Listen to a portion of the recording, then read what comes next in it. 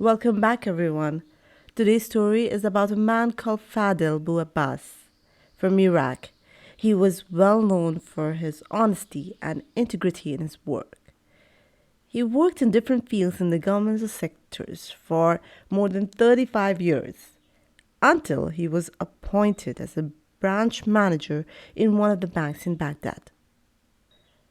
This man here had good reputation and liked and loved him for his God-fearing personality, and he was committed to his morals.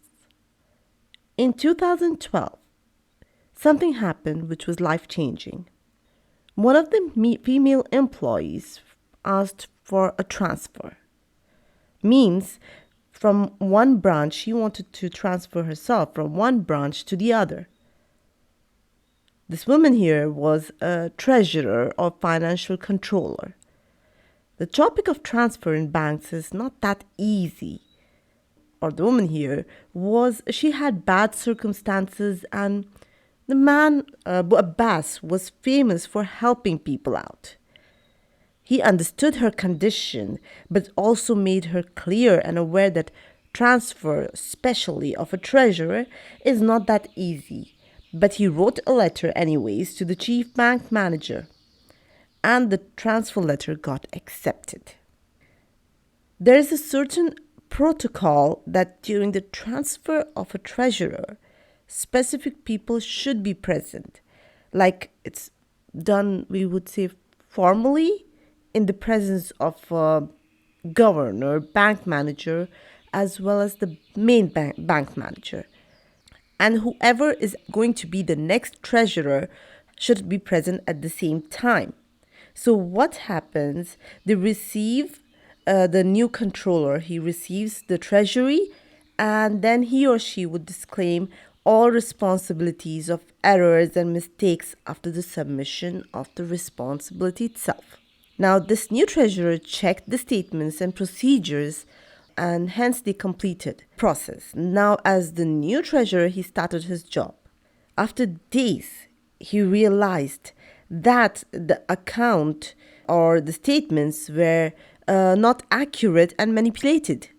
He went to Abu Abbas, who was the branch manager, and said that he had received the account statements and other details, but the statements were forged.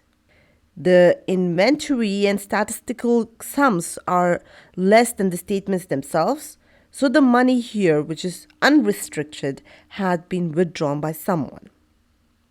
When they rechecked that how much the money was, it was 50 million Iraqi dinars. So it was something huge. They immediately informed the main bank manager and the economic security men. Of course, there's a whole investigation now had to take place.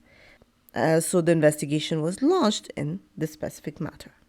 Now, they summoned the bank manager, Bouabbas, the new treasurer, and the old treasurer. Of course, they had to go through the investigation or interrogation, we would say.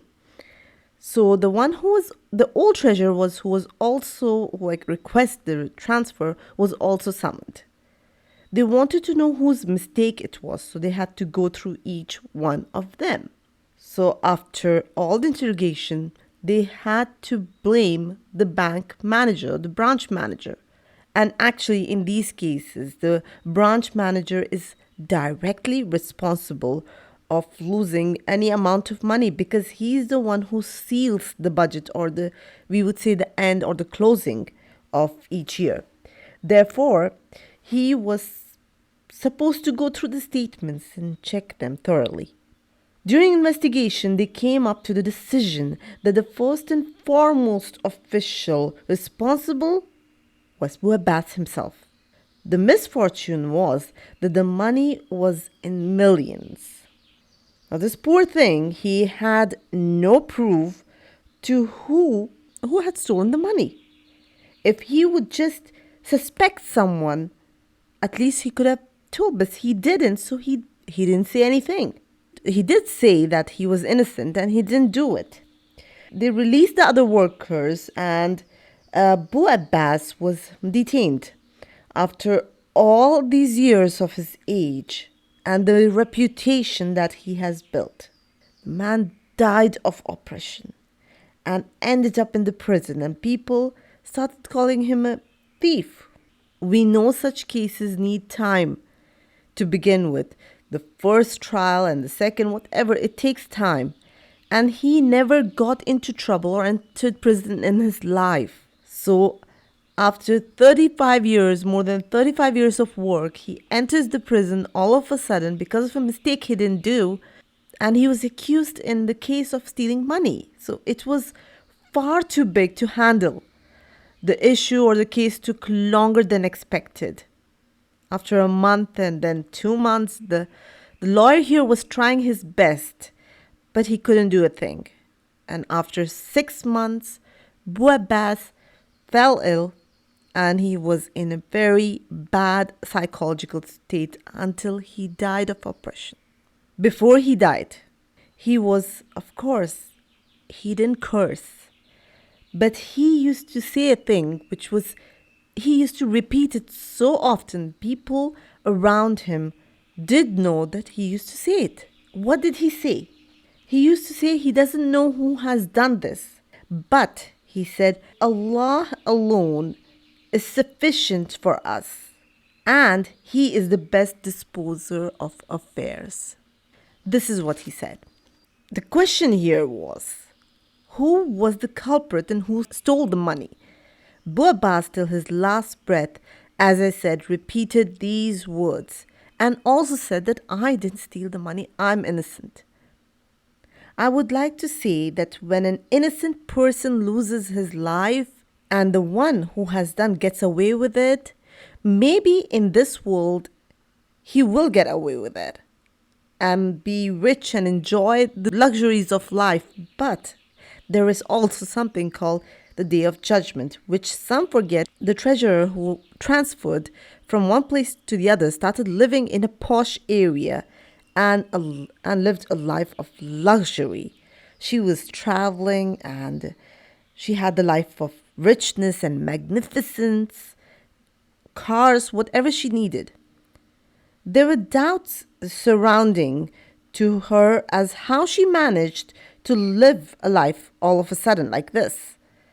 But the case was closed and after Bouabbas' death. Now, as I said, Bouabbas died. But this girl was, once she was out and she traveled, of course, and she went to one of the European countries. She got into an accident which was small and there were very minor injuries. So she went and she said, well, I'll go and get checked all of once. And she said that I want to have all the tests and checkups and whatever you have to see how my health is. And she was actually enjoying life, so she didn't take it that seriously maybe. And she was loaded with money, so she actually decided to get an overall checkup, as they say. And the doctor came along and he said that we would say there are parts of the test which are clear, but there is of course something wrong. Now, it's clear that she was the one who stole 50 million Iraqi dinars. So she said, okay, what's wrong? They said that everything is normal except you have cancer. She said, what are you saying? Are you sure? They said you have cancer and the calamity is that it's spread throughout your body. The treatment will not benefit in any ways whatsoever. She collapsed and she psychologically collapsed as she didn't see this coming. So this is where it was kind of a reward for what she did to that innocent man. Anyways, Lord doesn't neglect the wrongdoers. He doesn't. The one who commits crime or robbery or stealing, even I would say a lie. What she did, she remembered that what she did to Bouabbas, and that is, they said that he prayed for a person who has done wrong and kept on saying, as I said before, that God alone is sufficient for us and he's the best disposer of affairs. She felt the guilt now. She went back to Baghdad and she told the whole story that she was the one who forged successfully all the statements and withdrew the money and got away with it.